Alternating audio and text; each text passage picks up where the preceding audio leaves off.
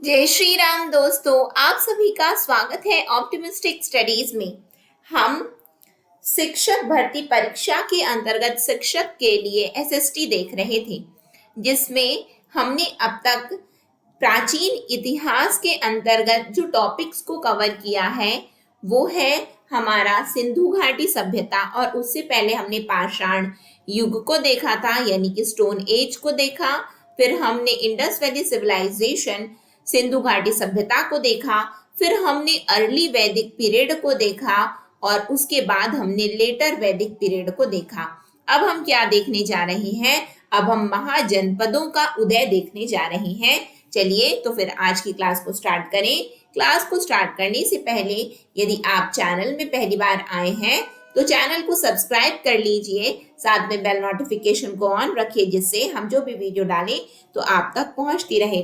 Session यदि आपको अच्छा लगे तो लाइक जरूर करिएगा, ज्यादा से ज्यादा लोगों तक वीडियो को शेयर करिएगा, जिससे ज्यादा से ज्यादा लोगों तक ये वीडियो पहुंच सके और वो भी इसका लाभ ले सके। और यदि आपको हमारे ऑप्टिमिस्टिक स्टडीज मोबाइल ऐप में सभी विषयों की डिटेल्ड लेक्चर चाहिए तो उसके लिए आप हमारे मोबाइल ऐप को इंस्टॉल कर सकते हैं और वहां से आप कोर्स में अपनी एनरोलमेंट करवा सकते हैं। अभी नवरात्रि ऑफर चल रहा है और नवरात्रि ऑफर के अंतर्गत आपको सभी कोर्स मिलेंगे 50% तक की छूट में। तो यदि आप इच्छुक हैं ज्वाइन करने के लिए तो बिल्कुल इसे ज्वाइन जरूर करिएगा। ठीक, चलिए फिर स्टार्ट करें हम आज की क्लास को। यदि हम महाजनपदों के विषय में देखें, महाजनपद काल के बारे में देखें, तो बुद्ध के जन्म के पूर्व यानी कि 6वीं शताब्दी ईसा पूर्व में भारतवर्ष 16 जनपदों में बटा हुआ था। कितने जनपदों में बटा हुआ था भारत? 16 जनपदों में बटा हुआ था। और इसकी जानकारी हमें कैसे हुई?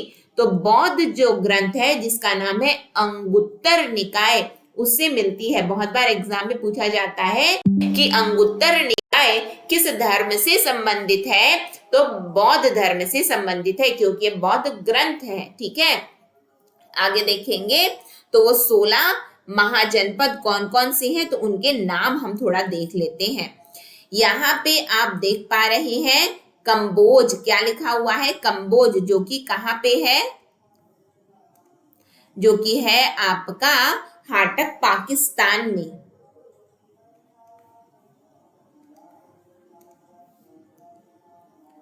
कलर नहीं पता चल रहा ना, चलो कोई बात नहीं, नॉर्मल कलर से करते हैं। हाँ, तो पहला क्या है? कंबोज। ठीक है, दूसरा क्या है? गांधार यानी कि तक्षशिला, जो कि पाकिस्तान में है। तीसरा क्या है? कुरु, जिसको इंद्रप्रस्थ के नाम से जाना जाता था, आज का दिल्ली हरियाणा क्षेत्र है। ठीक है, चौथे नंबर पे आता है पांचाल, जिसे जो कि आज के समय में बरेली उत्तर प्रदेश में है।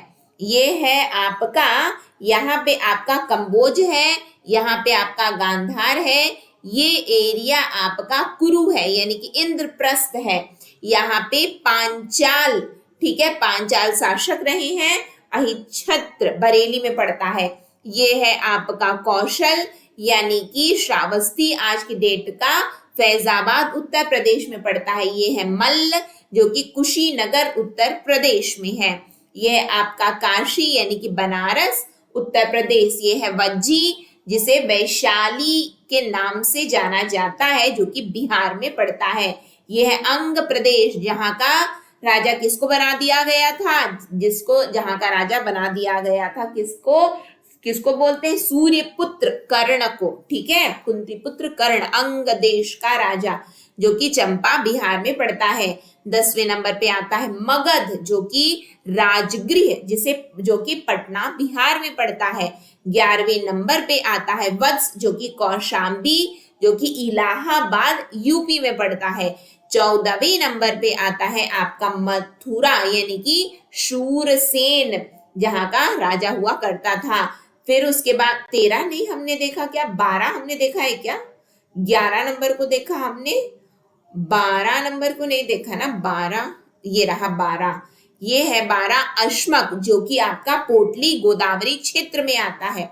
13वें नंबर पे आता है आपका मत्स्य, जो कि विराट नगर है, आज का जयपुर राजस्थान है। और विराट नगर में ही जब 13 साल का वनवास हुआ था पांडवों को, तो 12 साल उन्होंने वन और 1 वर्ष गुप्त अज्ञात यानी कि अज्ञातवास जो था उनका, तो उन्होंने विराट नगर में ही अपना 1 वर्ष बिताया था, कोई उन्हें नहीं जान पाया था। 14वें नंबर पे आता है आपका मथुरा यानी प्रेजेंट डे का मथुरा सूरसेन। 15वें नंबर पे आता है अवंती, जो कि उज्जैनी जिसको कहते हैं हम उज्जैन, जो कि महिष्मती के नाम से जानी जाती थी, आज के डेट का उज्जैन मध्य प्रदेश है। 16वें नंबर पे आता है हमारा चेदी, जो कि शक्तिमती मध्य प्रदेश यानी कि मध्य प्रदेश अर्थात छत्तीसगढ़ किस महाजनपद के अंतर्गत आता था, तो छत्तीसगढ़ चेदिसगढ़ जिसको बोलते हैं हम चेदी महाजनपद के अंतर्गत छत्तीसगढ़ आता था। क्लियर है बातें? ये क्या है? ये आपके 16 महाजनपद के नाम है, हमको याद रखना पड़ता है, हमारे एग्जाम में पूछा जाता है। अब महाजनपद देखेंगे एवं राजधानी, और आज का कौन सा वो क्षेत्र है उसको एक बार फिर से देखेंगे, जैसे हमें क्लियर हो जाए ये पूरी बातें। अंग प्रदेश यानी कि अंग प्रदेश में यानी कि अंग महाजनपद जिसकी राजधानी है चंपा, जो कि बिहार में पड़ता है, आज के डेट का वो भागलपुर मुंगेर बिहार है। फिर है मगध, जिसकी राजधानी है राजगृह या गिरिब्रज, जो कि पटना में पड़ता है, पटना गया बिहार में। फिर है काशी, राजधानी है वाराणसी, और वाराणसी के आसपास यानी कि उत्तर प्रदेश क्षेत्र, उत्तर आज के डेट का जो है उत्तर प्रदेश राज्य के अंतर्गत वाराणसी के आसपास का क्षेत्र। वत्स की राजधानी है कौशाम्बी, और जो कि आज के डेट का प्रयागराज है, क्या है? इलाहाबाद नहीं, प्रयागराज, ठीक है, जो कि उत्तर प्रदेश में है।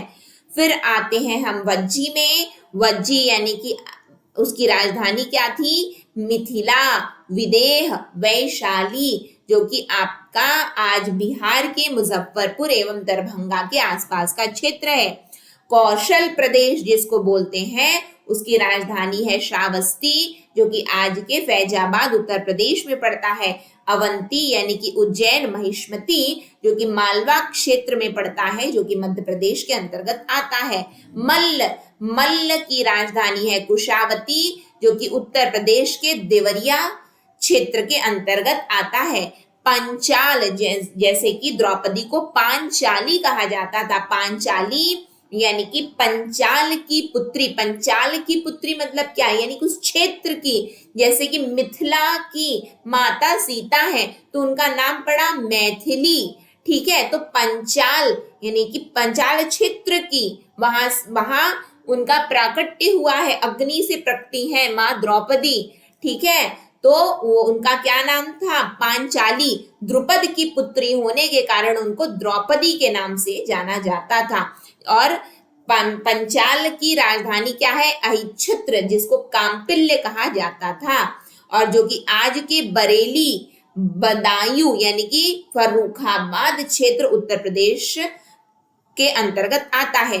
चेदी की राजधानी है शक्तिमती, जो कि आज का बुंदेलखंड आपके कहाँ पड़ता है? आपके मध्य प्रदेश में पड़ता है, बुंदेलखंड है ना। कुरु की राजधानी है इंद्रप्रस्थ, और वो आधुनिक यानी कि आज का दिल्ली मेरठ हरियाणा क्षेत्र है वो। मत्स्य की राजधानी है विराटनगर, जो कि आज का जयपुर राजस्थान वाला क्षेत्र है। कंबोज की राजधानी है हाटक, जो कि आज का राजौरी हजारा क्षेत्र पाकिस्तान में पड़ता है। शूरसेन की राजधानी है मथुरा, जो कि आज के मथुरा उत्तर प्रदेश में है। और अश्मक की राजधानी है पोतान, जिसको पोटली भी कहा जाता था, और वो आज के गोदावरी नदी क्षेत्र यानी कि दक्षिण भारत का ये एकमात्र जनपद है अश्मक, इसको भी याद रखिएगा।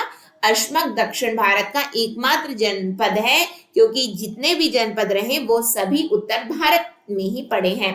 फिर आता है हम गांधार में। तो गांधार की राजधानी है तक्षशिला, जो कि दुर्योधन के जो मामाशी शकुनी मामा जो थे वो गांधार के ही थे, ठीक है। जो कि आज का रावलपिंडी पेशावर पाकिस्तान में पड़ता है। गांधार, तक्षशिला, ठीक है। तो ये 16 महाजनपद रहे जिनकी राजधानी को देखा हमने, और आधुनिक क्षेत्र वो कौन सा है, यानी कि आज का वो क्षेत्र कौन सा है उसको भी देखा है। यहाँ से हमारे एग्जाम में प्रश्न बनते हैं, तो आशा है कि आप लोग ये एरिया को जरूर से कवर कर लेंगे। इसी के साथ आज की क्लास को मैं एंड करूंगी, और इसे अब तक हमने जितनी भी क्लासेस की हैं एसएसटी की, रिवाइज करते हुए चलिएगा, क्योंकि मैं कभी भी इसका एमसीक्यू प्रैक्टिस करवाऊंगी तो मेरी ये एक्सपेक्टेशन रहेगी कि आपके सभी प्रश्न सही होने चाहिए। ठीक, इसी के साथ आज की क्लास को एंड करूंगी। अगेन आपको बताना चाहूंगी, नवरात्रि ऑफर का लाभ जरूर लीजिएगा। 50% डिस्काउंट में आपको सभी कोर्स उपलब्ध करवाए जा रहे हैं। अधिक जानकारी के लिए इस नंबर पर संपर्क कर लीजिएगा 9584532690 पर। ठीक है, इसमें व्हाट्सएप आप कर सकते हैं। नेक्स्ट सेशन में हम मिलेंगे। नेक्स्ट सेशन तक के लिए आप सभी को जय Shri Ram, optimistic learning. Thank you for the session. जय हिंद, जय भारत, जय छत्तीसगढ़।